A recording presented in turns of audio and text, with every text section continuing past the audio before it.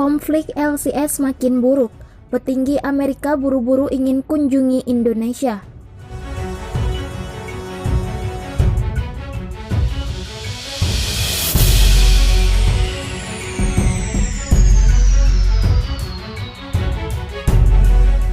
Menteri Luar Negeri Amerika Serikat Mike Pompeo dikabarkan segera mengunjungi Indonesia. Ini dipaparkan dalam pernyataan persnya ke wartawan Rabu 21 Agustus 2020 waktu setempat. Sebelumnya, kunjungan serupa ke Republik Indonesia juga dilakukan Perdana Menteri Jepang Yoshihide Suga pekan ini. Lalu apa alasannya? Hal ini sepertinya terkait klaim Cina di Laut Cina Selatan. Dalam potongan video di Twitter yang diunggah Department of State Amerika Serikat, Pompeo menegaskan bahwa kunjungan terkait kebebasan navigasi di Indo-Pasifik. Ada banyak hal, termasuk meyakinkan rekan dan sekutu untuk bekerja sama soal kebebasan navigasi di Indo-Pasifik. Tegasnya dikutip Kamis 22 Oktober 2020.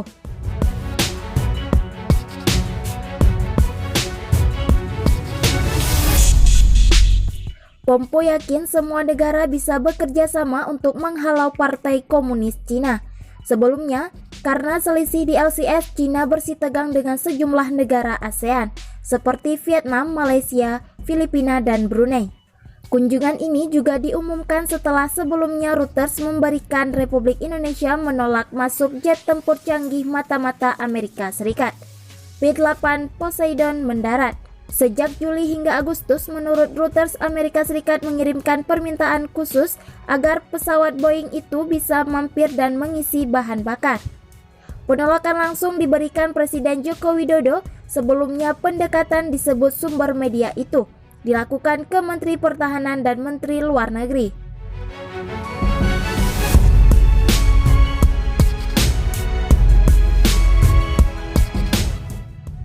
P-8 sendiri adalah jet yang penting dalam mengawasi aktivitas Cina di Laut Cina Selatan.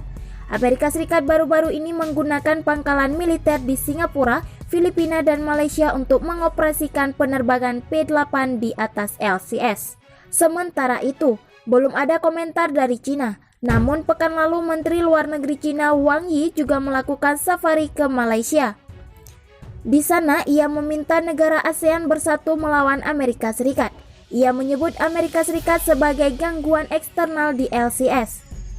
Kita sama-sama berpandangan bahwa LCS seharusnya tidak menjadi tempat bagi kekuatan besar yang bergulat dengan kapal perang, kata Wang.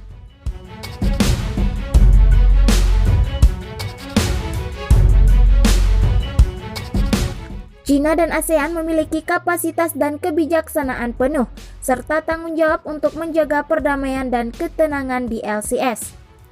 LCS adalah laut kaya sumber daya alam. LCS memiliki sepertiga dari total keanekaragaman laut di dunia, yang berkontribusi terhadap 10% dari total tangkapan ikan di planet bumi. Sebelumnya, Presiden Jokowi menerima lawatan Perdana Menteri Jepang Yoshihide Suga di Istana Kepresidenan Bogor, Jawa Barat, Selasa 20 Oktober 2020. Presiden menggelar pertemuan dengan Suga untuk membahas sejumlah hal, salah satunya mengenai kerjasama di kawasan Indo-Pasifik. Dalam pertemuan tersebut, Presiden menekankan pentingnya spirit kerjasama di tengah menguatnya rivalitas di kawasan Indo-Pasifik.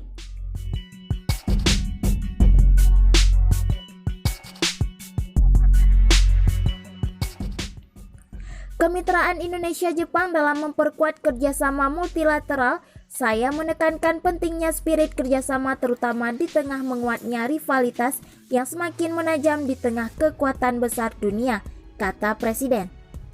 Spirit kerjasama yang inklusif menurut Presiden perlu untuk terus dilakukan dalam kerjasama di kawasan Indo-Pasifik, sebagaimana tercermin dalam ASEAN Outlook on Indo-Pacific.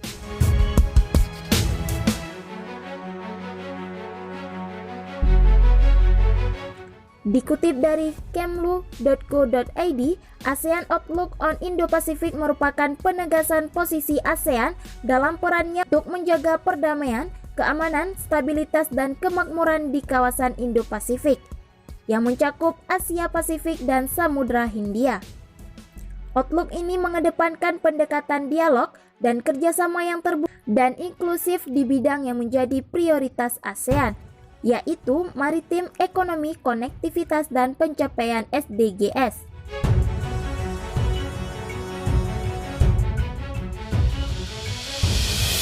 Saya juga menggarisbawahi harapan agar Laut Cina Selatan dapat terus menjadi laut yang damai dan stabil, pungkas Presiden.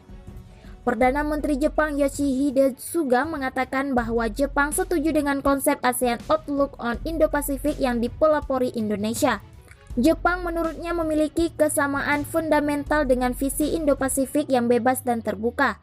ASEAN memainkan peran penting dalam mewujudkan Indo-Pasifik yang bebas dan terbuka, katanya. Mengenai kawasan Indo-Pasifik, Jepang menurut Suga akan bekerja sama dengan Indonesia menjelang KTT ASEAN pada November mendatang. Termasuk juga di dalamnya membahas kerjasama dalam penanganan COVID-19.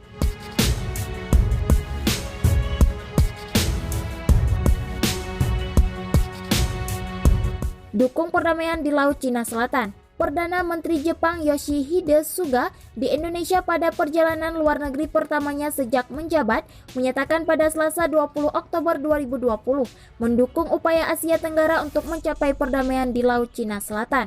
Suga menyampaikan itu sambil mempromosikan konsep kerjasama regional Indo-Pasifik yang bebas dan terbuka di Jepang dalam melawan Cina. Suga dalam kunjungan 4 hari ke Vietnam dan Indonesia, tiba di Indonesia pada Selasa dari ibu kota Vietnam, Hanoi. Asia Tenggara dipilih untuk perjalanan pertamanya sejak menggantikan Shinzo Abe sebagai Perdana Menteri September untuk menunjukkan pentingnya kawasan itu bagi Jepang, seperti yang dilansir dari Jepang Today pada Rabu 21 Oktober 2020.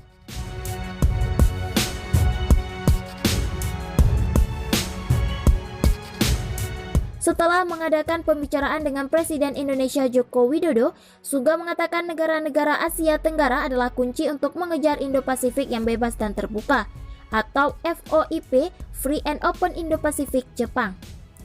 Ia mengatakan kepada Widodo bahwa Jepang berkomitmen untuk berkontribusi pada perdamaian dan kemakmuran di wilayah itu. Saya mendukung penuh ASEAN Outlook on the Indo-Pacific yang digagas Indonesia karena memiliki banyak kesamaan mendasar dengan Indo-Pasifik Jepang yang bebas dan terbuka, ujar Suga. Jokowi menyambut baik dukungan Jepang untuk negara-negara Asia Tenggara dan kemitraan antara Indonesia dan Jepang. Saya tegaskan semangat kerjasama untuk terus diperkuat, terutama di tengah persaingan yang semakin tajam antara negara adidaya dunia, ujar Jokowi.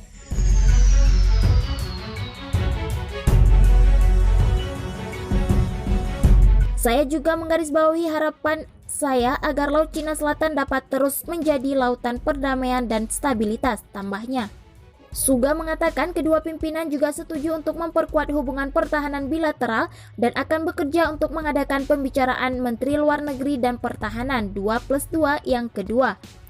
Jepang memiliki pembicaraan tingkat menteri yang serupa dengan Amerika Serikat, Australia, dan beberapa negara lain, sedangkan Indonesia adalah satu-satunya anggota Perhimpunan Bangsa-Bangsa Asia Tenggara yang memiliki saluran tersebut.